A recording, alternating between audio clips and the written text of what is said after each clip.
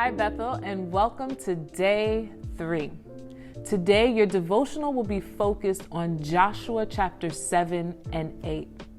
Now, we are so familiar with the Battle of Jericho, where the children of Israel walked around the walls 7 times, and on the 7th time, they shouted and it fell. Well, this is what happens immediately after that incredible victory.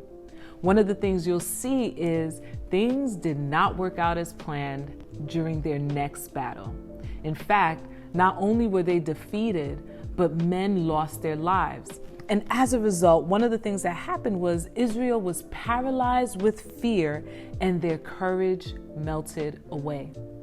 And we hear Joshua, the faithful Joshua, the same Joshua who, when everybody was saying, when the 10 spies said, this is too much and we are grasshoppers, he was one of the 2 men who declared that God is able. And yet, after this defeat, his whole confession changed. Now, this is really important because a lot of times when we experience defeat, it's easy to believe God when we're winning. But when we experience defeat, oftentimes it's not just the situation that we have to contend with. A lot of times our faith takes a hit. We know in Hebrews 11 verse 6, it tells us that without faith, it is impossible to please God, because you must believe that He is and that He is a rewarder of those who diligently seek Him. So my question for you is this: how's your faith? If you find that you are struggling with faith in this season, I challenge you to go back and look at what happened that caused you to lose faith. What happened that caused you to start doubting? And we're not looking at this from a judgmental point of view, but you're looking to really see, like, God, where did I lose my faith? Where did I stop believing? And my second question for you is this: what disappointment has caused you to change your confession and how you see God?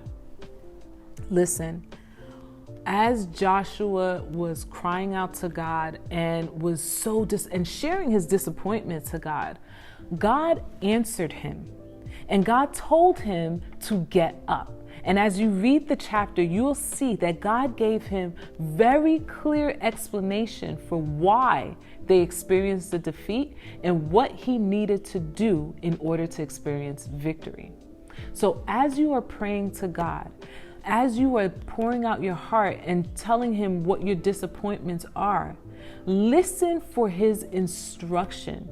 One of the prayers that I challenge you to pray today is, God, especially if you find yourself in a cycle of defeat or a cycle of failure, ask Him, what is the reason behind my defeat? What is the reason behind this cycle I find myself in? And listen for His instruction. Listen to see if there's anything that's happening or anything that He requires of you in order for your circumstances to turn in your favor. A great prayer to pray is from Psalms 139, which says, Lord, search my heart. Try me and see if there be any wicked way in me, and lead me in the way everlasting.